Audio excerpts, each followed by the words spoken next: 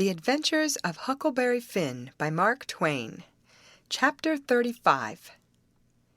It would be most an hour yet till breakfast, so we left and struck down into the woods, because Tom said we got to have some light to see how to dig by, and a lantern makes too much, and might get us into trouble. What we must have was a lot of them rotten chunks that's called foxfire, and just makes a soft kind of glow when you lay them in a dark place. We fetched an armful and hid it in the weeds, and set down to rest, and Tom says, kind of dissatisfied, "Blame it, this whole thing is just as easy and awkward as it can be, and so it makes it so rotten difficult to get up a difficult plan. There ain't no watchman to be drugged. Now there ought to be a watchman. There ain't even a dog to give a sleeping mixture to, and there's Jim chained by one leg with a 10-foot chain to the leg of his bed. Why, all you got to do is to lift up the bedstead and slip off the chain.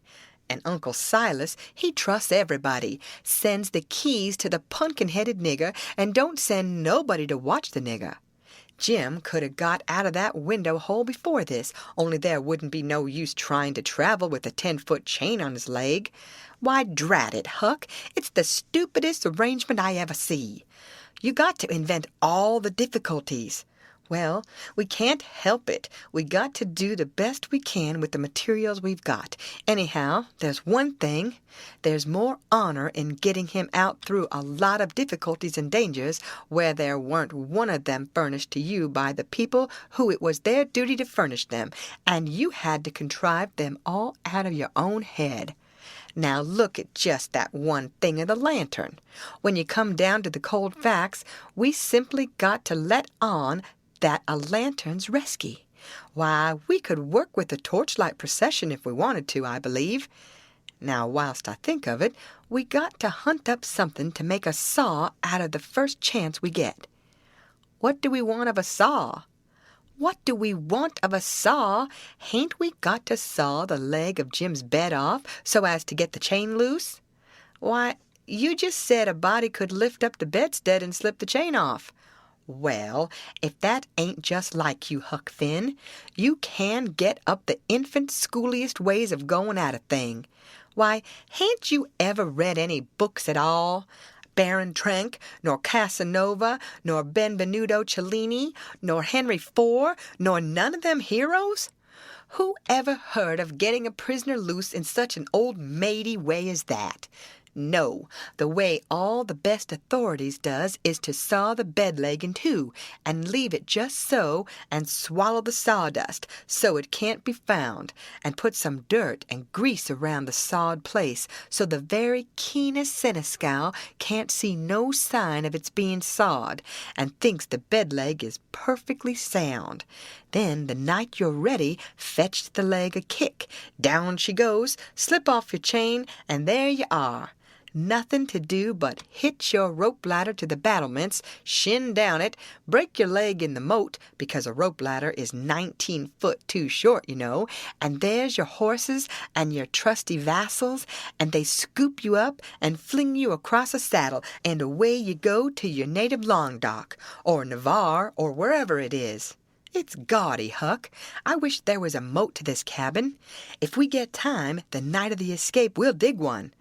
I says, what do we want of a moat when we're going to snake him out from under the cabin? But he never heard me. He had forgot me and everything else. He had his chin in his hand, thinking. Pretty soon he sighs and shakes his head, then sighs again and says, no, it wouldn't do. There ain't necessity enough for it. For what? I says. Why, to saw Jim's leg off, he says. Good land, I says. Why, there ain't no necessity for it. And what would you want to saw his leg off for anyway? Well, some of the best authorities has done it. They couldn't get the chain off, so they just cut their hand off and shoved. And a leg would be better still. But we got to let that go. There ain't necessity enough in this case, and besides, Jim's a nigger and wouldn't understand the reasons for it, and how it's the custom in Europe, so we'll let it go. But there's one thing. He can have a rope ladder. We can tear up our sheets and make him a rope ladder easy enough, and we can send it to him in a pie. It's mostly done that way, and I've et worse pies. Why, Tom Sawyer, how you talk, I says. Jim ain't got no use for a rope ladder. He has got use for it. How you talk. You better say you don't know nothing about it. He's got to have a rope ladder. They all do. What in the nation can he do with it? Do with it? He can hide it in his bed, can't he? That's what they all do. And he's got to, too, Huck. You don't ever seem to want to do anything that's regular. You want to be starting something fresh all the time. Suppose he don't do nothing with it. Ain't it there in his bed for a clue after he's gone? And don't you reckon they'll want clues? Of course they will. And you wouldn't leave them any? That would be a pretty howdy-do, wouldn't it? I never heard of such a thing. Well, I says, if it's in the regulations and he's got to have it, all right, let him have it, because I don't wish to go back on no regulations. But there's one thing, Tom Sawyer. If we go to tearing up our sheets to make Jim a rope ladder, we're going to get into trouble with Aunt Sally just as sure as you're born. Now, the way I look at it, a hickory bark ladder don't cost nothing and don't waste nothing, and is just as good to load up a pie with and hide in a straw tick as any rag ladder you can start. And as for Jim, he ain't had no experience, and so he don't care what kind of a... Oh, shucks, Huck Finn. If I was as ignorant as you, I'd keep still. That's what I'd do. Who ever heard of a state prisoner escaping by a hickory bark ladder? Why, it's perfectly ridiculous. Well, all right, Tom, fix it your own way. But if you'll take my advice, you'll let me borrow a sheet off of the clothesline. He said that would do, and that gave him another idea, and he says, borrow a shirt, too. What do we want of a shirt, Tom? Want it for Jim to keep a journal on. Journal your granny. Jim can't write. Suppose he can't write. He can make marks on the shirt, can't he? If we make him a pen out of an old pewter spoon or a piece of an old iron barrel hoop. Why, Tom, we can pull a feather out of a goose and make him a better one, and quicker, too.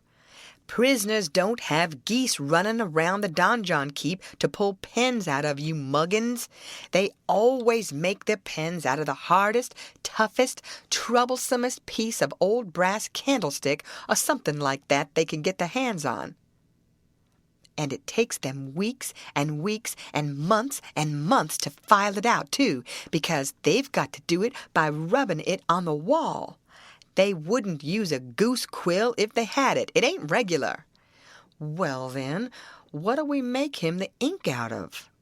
Many makes it out of iron rust and tears, but that's the common sort, and women, the best authorities, uses their own blood.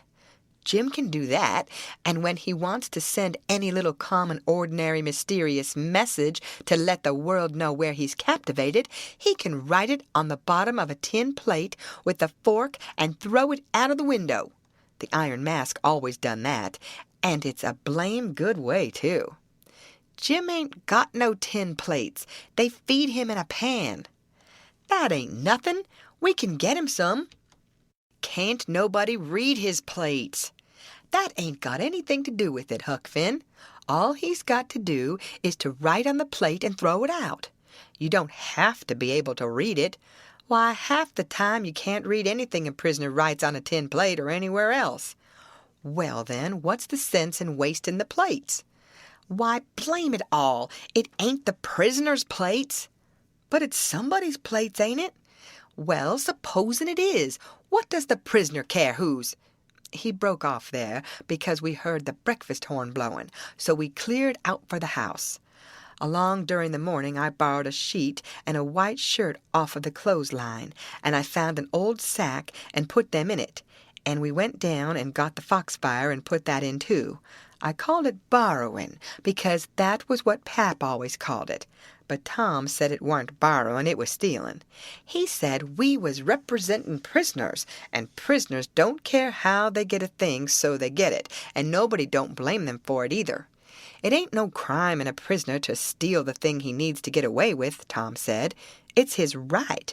And so, as long as we was representing a prisoner, we had a perfect right to steal anything on this place we had the least use for to get ourselves out of prison with.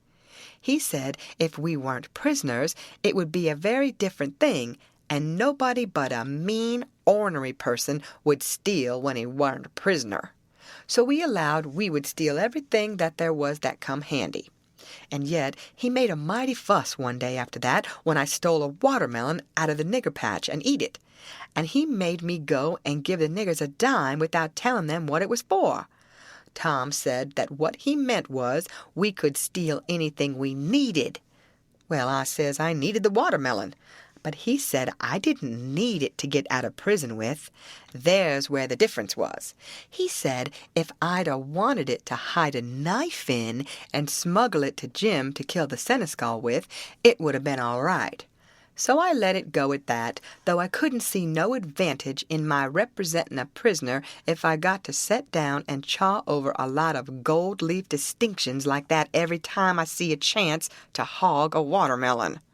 Well, as I was saying, we waited that morning till everybody was settled down to business, and nobody in sight around the yard. Then Tom, he carried the sack into the lean-to, whilst I stood off a piece to keep watch. By and by he come out, and we went and set down on the woodpile to talk. He says, everything's all right now except tools, and that's easy fixed. Tools? I says. Yes. Tools for what? Why, to dig with. We ain't a-going to gnaw him out, are we? Ain't them old crippled picks and things in there good enough to dig a nigger out with? I says. He turns on me, looking pitying enough to make a body cry, and says, Huck Finn, did you ever hear of a prisoner having picks and shovels and all the modern conveniences in his wardrobe to dig himself out with? Now, I want to ask you, if you got any reasonableness in you at all, what kind of a show would that give him to be a hero? Why, they might as well lend him the key and done with it. Picks and shovels, why, they wouldn't furnish 'em to a king. Well, then, I says, if we don't want the picks and shovels, what do we want? A couple of case knives. To dig the foundations out from under the cabin with? Yes. Confound it, it's foolish, Tom. It don't make no difference how foolish it is. It's the right way, and it's the regular way, and there ain't no other way that ever I heard of, and I've read all the books that gives any information about these things. They always dig out with a case knife, and not through dirt, mind you. Generally, it's through solid rock, and it takes them weeks and weeks and weeks and forever and ever. Why, look at one of them prisoners in the bottom dungeon of the Castle d'If in the harbor of Marseille that dug himself out that way. How long was he at it, you reckon? I don't know. Well, guess. I don't know, a month and a half. 37 year, and he come out in China. That's the kind. I wish the bottom of this fortress was solid rock. Jim don't know nobody in China. What's that got to do with it? Neither did that other fellow. But you're always a-wandering off on a side issue. Why can't you stick to the main point? All right, I don't care where he comes out, so he comes out. And Jim don't either, I reckon. But there's one thing anyway, Jim's too old to be dug out with a case knife. He won't last. Yes, he will last too. You don't reckon it's going to take 37 years to dig out through a dirt foundation, do you? How long will it take, Tom? Well, we can't risk being as long as we ought to, because it mayn't take very long for Uncle Silas to hear from down there by New Orleans. He'll hear Jim ain't from there. Then his next move will be to advertise Jim, or something like that. So we can't risk being as long digging him out as we ought to.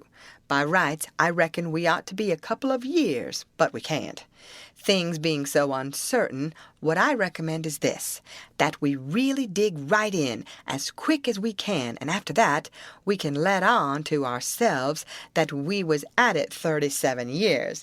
Then we can snatch him out and rush him away the first time there's an alarm. Yes, I reckon that'll be the best way. Now there's sense in that, I says. Letting on don't cost nothing, letting on ain't no trouble, and if it's any object, I don't mind letting on we was at it 150 year. It wouldn't strain me none after I got my hand in, so I'll mosey along now and smouch a couple of case knives. Smouch 3, he says, we want one to make a saw out of.